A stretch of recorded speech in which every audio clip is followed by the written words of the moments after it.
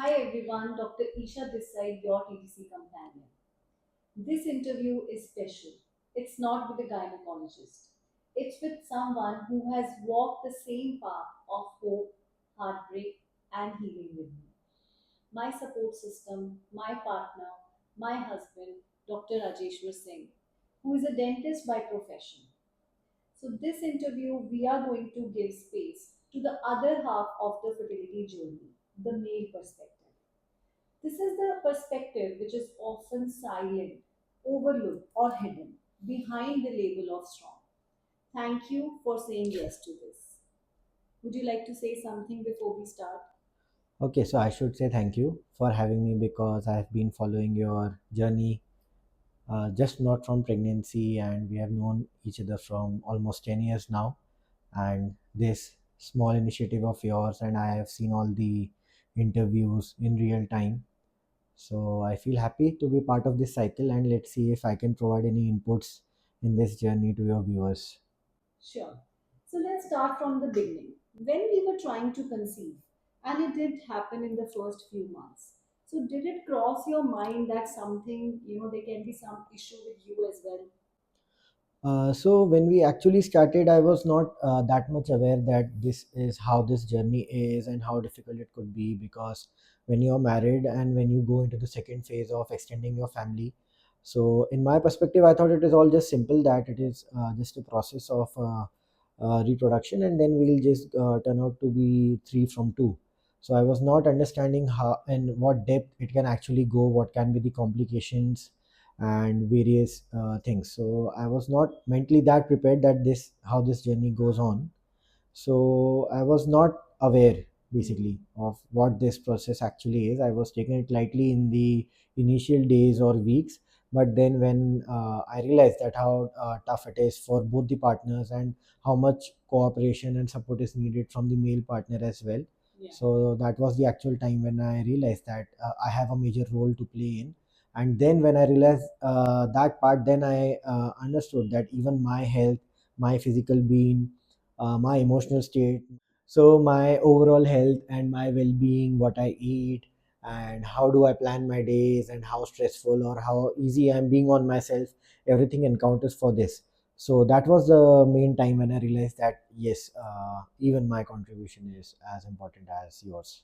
I think initially we thought it would be very easy, like we see Yeah. in the movies that, Yeah, I had the same perception. And when you see around yourself, you have siblings and you have cousins, and in India, it is like when we have a population of more than 150 crores. So this is the most least interested topic, that it must be very easy. That is why we are 150 crores now in 75 years or 76 years of independence.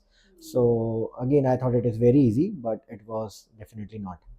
so as a couple, we went through a lot of difficult phases. It was a miscarriage. It was a chemical pregnancy.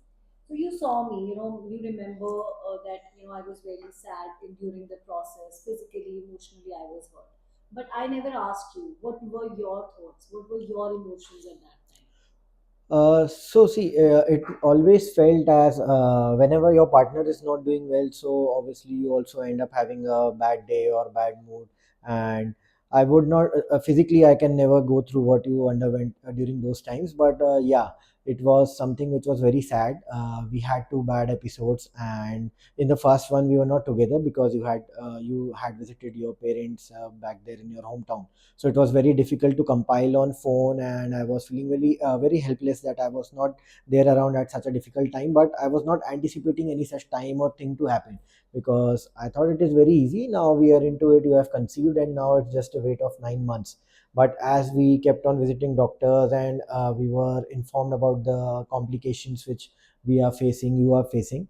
So yeah, it was tough, but my in your comparison it was very less, because I was just seeing from front, and I had to be strong, because when one of us is actually down, so other one has to lift the other one up. So I was disturbed. Definitely, I was mentally disturbed, but not to that extent, because my main focus was to bring you back up and cheer you up. And again, because even the most saddest part in these things are whenever a miscarriage or any chemical pregnancy or any such mishap happens, you have to gather yourself and visit the doctor again for the treatment of the same as well. So my focus was on your well-being, that now you have to be fit first and get out of this, and the emotional distress was too much. So whatever I could do was just lift your mood up. But yeah, I really don't remember how I actually felt, because I was more into focusing on upbringing you out of that situation. But yeah, it is always difficult to have such news in But with obviously you. you were hurt. Yeah, obviously, a loss is a loss, and one may say that it is in initial stages of pregnancy, the fetus is not formed or whatever it is, but a loss is always a loss, and that is a very difficult phase to cope up for any male or female. And you remember when doctor suggested you to go for a semen analysis? How did it feel for you then? Did you feel that someone is attacking your manhood? Because most of the Indian males have this perspective that their manhood is influenced by their semen analysis or how strong their sperm parameters are. So I was not at all taken back, because being from a scientific background is one thing that I understand what Yeah. is the importance of this, but also it is very normal, because now we are in 21st century, we are in 2025, the environment around us is very difficult, there are so many stresses and everything. So why always the female has to undergo everything? Like, there can be many things that may be encountered in me, but always in our society, particularly in our Indian society, the target is female, that there must be some weakness or there must be some kami in the female, that is why it is happening. But we must all understand, and I also took it very seriously, that it's just a test, and if the doctor is saying it, then think scientifically about it. There is no harm, and I have known friends who have undergone semen analysis and the reports were not normal, but they got normal as soon as they got to know about it. They consulted the specialist, and within span of few weeks or months, it was all normal. So it is not a disease. Analysis of your semen is actually not disease or any question mark on your manhood or your machoness. It is just a finding of how your body is reacting at this particular stage, and whether your sperm quality is fit enough to conceive a child. Because at times what happens, if you're not having these factors in your mind, and then you go for a child planning, and ultimately you can have a fetus which is not born strong or have some anomalies, your sperm may be weak, the egg fertilizer is not good. So ultimately your partner has to go through a lot of things, and then eventually both have to take the axe of it. So Yeah. I don't think it is, you must make a bundle of it that he's going for a semen test or like that. These are all like rubbish things. But you are from scientific background, so you do understand, right? But there are people, there are males who are not from a scientific background. Have you come across any friends of yours, who think that, I don't want to give a semen analysis, nothing is wrong with me, anything like So that? I would not say friends, but I know people who have stated these lines. And if you randomly ask anyone, then they're definitely like, "Why me? Why do you think like that? Do I look like that? I go gym, I do sport, or this and that." So again, I'm saying that it is not a disease; it's just a test. But Yeah. people take it very seriously, because I think in all of it is kind of male ego that we consider it to be very high, that how Right. can we are at fault and not the female is at fault, Mm. and we are just spoon fed from child. And even on shows, on Mm. these daily soaps, we are all shown Yeah. that always the female partner is the culprit. Right. But it is then when multiple movies came out which started speaking that how male health is also responsible Yeah. for this, and how a male can be a shortcoming in conceiving. So if a female is undergoing any sort of test before conceiving, be it IVF, be it natural, the male partner should also rightfully go for all the tests which doctor prescribes him, without any shame in it. Right. But thankfully, your reports were normal. If imagine if they were not, how would you have processed this information? And do you think that it is going to impact your self-image in any way? So when I went for the test, and when the report was anticipated in like 1 or 1.5 day, so obviously you are nervous to know, but I was mentally prepared that whatever the shortcoming is, I am ready to take a treatment for it, because now I want to submit myself, surrender myself for the process. Because I just helped myself with the thought that if it is you, like if the female partner having any shortcoming in a body has to Right. go for any steroid treatment or any hormonal treatment, then she would not give a second thought and go for it. And the male partner will definitely push that you have to do, you have to do. So same implies for me or all the males, that if there is any shortcoming, it can be easily taken care of. So I was mentally ready that if anything comes up and doctor prescribes me anything or anything I have to undergo, I was ready for it. That, and one must be always ready, because it is always one plus one team. It is never that the female has to take all the sword and arrows inside her, all the injections inside her, and the male also has the equal important part. And sometimes there are cases when a male also has to undergo surgery, a minor surgery, so that because in the cases of azoospermia, when there is no sperm, sometimes a minor surgery is done to take out whatever sperm is there. So yes, sometimes male also have to undergo medical or surgical interventions to ensure that you have a maximum chances of conception. Coming forward, if your reports were not normal and you also went through a treatment and there was no improvement, right? So will you be okay to go for a donor sperm? What are your thoughts on that? So actually, I have not thought about it as of now, Yeah. because well, in my case, my reports are all normal, and then ultimately we are a happy family of three. So I never reached that stage. But if this is a question, and if I imagine this on myself, so it would be initially it would be difficult to digest this fact, not because of any macho-ness or manliness, but it is difficult because in India we are, again, as I said, that spoon fed, that khuni khoon hai type of things. And usually the male ego is always told that that your legacy or your hair has to be your bloodline, your has to be. So it might have been difficult, but if we ended up at a stage where there are no options, there are no treatment options available for you, you cannot undergo any particular treatment, and entire shortcoming is on my end, then I would have taken a few days off, thought about it, discussed with you definitely, and then may have taken a decision. So right now I'm not in a state maybe to answer that whether I would have gone for a donor sperm or no. But yes, I would have explored the option to the far best maximum, and then would have decided what is best in terms of a family for us. And I remember when we were trying to conceive and it was not happening, I also talked about adoption with you that, I'm okay with adoption. I want to, put an application for adoption. At that time, you said that, we should wait for some time, at least give us some time to try naturally. And then if it is not happening, then definitely we can. So at that time, you agreed. But what are your thoughts like about adoption? Were you like willing to raise a child which is biologically not yours? On my personal opinion, I'm very open for the option of adoption, because I don't see uh, any disadvantages in it. As I just said, "khooni khoon" wala concept which runs in India. But I am quite cool about the fact of adoption. I have known people and friends who have undergone this thing. They are themselves adopted. We even have very extended family members who had been adopted in the primary era. So I don't think this as really a taboo. It is just a taboo created by our society, by our movies, where it is shown that there is a difference between the adopted child and the main child. If just as we talked about this question, the entire premise of Kabhi Khushi Kabhi Gum is based that Shah Rukh Khan is an adopted son. That's why he's kicked out of the family. And Amitabh Bachchan actually says when he marries underprivileged girl that आज तुमने अपना दिखाई दिया कि you are not real. So that goes on, and that is fed inside us through what through things which we actually watch even today, which we watch.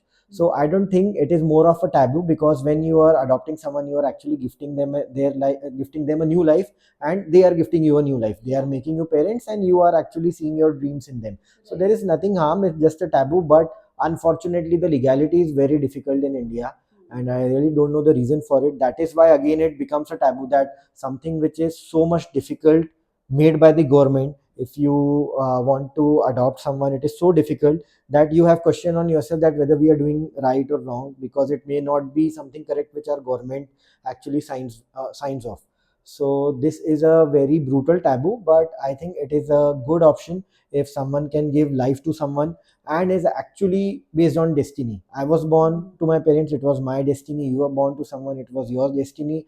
Now if someone comes through adoption in my life, so maybe the all failures which we or that couple has faced medically, financially, emotionally, that they were not able to conceive, it might have been their part to reach to that particular human being which then comes up for adoption. Yeah. So it was the clash of their destiny. So if you take it as a destiny, it is always good, and every child is a form of God, so I don't think we should stamp it as adoption or our own blood. I also tell my, the females who have been under my coaching sessions that the way and the timing that your baby has decided to come into your life, you cannot control that. So even if it is your biological child or even if you are adopting the child, a child is yours. You are the parent. And why do you want to become parents in first place? Because you have a lot of love to give, right? So if a child is there, obviously you will give them love, even if it is a biological or an adopted child. Okay, so that brings me to my last question to you. So now we have a family, right? We have Okay. a child of our own, right? So we have surpassed that journey and whatever test and hurdle we have to go through. But what do you want to say those men who are still in this journey? Any special message for them from your side? Uh, so frankly, I'm not such a big shot or so much experience to give any advice to entire manhood. But what I can say from my little journey and what I've seen through your work, and we have had discussions with many people. I have seen many people who are seem to have a child or seem to enter this TTC phase. So my it is not kind of advice. I would just like to relay an information that this is a tough journey, and you must always support your partner, because I've seen people who are actually not supporting their partner. They are just blaming it onto their female partner, that it is because of you, it is you, it is you, and we don't have any role to play. We are doing our best. We are providing you money. We are providing you food. So it is your duty to bring a child to this world. So it is not like that. It is entire 50-50%. uh, if we talk in terms of a joke, it is just a small sperm out of million, but even that one sperm is very important. So I think everyone should take care of their health. If they are going for TTC, they must not have a lot of maybe junk food, too much of alcohol, I guess too much of smoking. All No these are smoking at all. no smoking. If it is scientifically correct, then definitely no smoking. Yeah. And at least some amount of workout, like they also need to change their And lifestyle. what about the emotional support that women needs at this See, though particular time? the wife always crave for the emotional well-being, and she always seek your support. So Yeah. when you're seeking to this TTC journey, you need to surrender yourself totally for your wife. Like whenever she needs to go to the doctor, be with her. Even before conceiving a child, if she is undergoing, you must not like ki, okay, it is in your body, you just look after it, I'm busy or like that. Because if you want a child, you have to be there 100% there. And formation of a child is definitely 50% of the male, and the Yeah. female, our chromosomes are lined up that. So that is Yeah. because we need to be there. So I'll just end up with a small message that just be there, be around them, And stand and up for them. yeah, stand up. Sometimes family issues are also there. Yeah, Maybe you there are are also major. struggling with Yeah, family issues definitely. along with you, or you are going through treatments, but there are certain things which are going in the back of your mind that something is not right at the family perspective. So at that time also it's important for the husbands to stand with their wives, be with them, support them. I mean, not try to resolve everything. Sometimes there are no solutions, but at least being there for your wives is also important. Yeah, so Indian society is very tough, and we all actually live in a nuclear family or joint Yeah. families. So the family aspect is definitely there, and they Right. even family wants a particular sex of the child, and everything is there. So yeah, we as a husband definitely need to stand for our wives whenever they are downtown. And also we must understand that when we are married, so all our parents, it is a very harsh truth, but all our parents have a particular expiry date. They might not be around with you all the time, but when you are married to your partner, you seem a long term future with them. You're going to spend 30, 40, 50, 60 years with them. So the amount of time now you're going to spend with your partner is far more than you're going to spend with your parents. So definitely make your choice correctly, and always stand for your partner, because she is going to be with you when you are Yeah, in of your course. worst phase of life Of with course. age. So That's that's why it. we are called as life partners. Yeah, definitely. We and Yeah. everyone, that's why life Yeah. partners. So thank you so much for joining us in this conversation. It really takes a lot of courage to speak up, going back into time, recollecting all those emotions, memories, and then speaking about it. So thank you so much, and thank you so much for watching this video. Often we have only heard about women who are struggling in their journeys, but this time we invited a male perspective on this interview, because male emotions also matter in the journey. So we are listening, we are looking at your emotions, we are looking at your perspective, and we want to provide the solution as much as we can. Thank you so much for watching.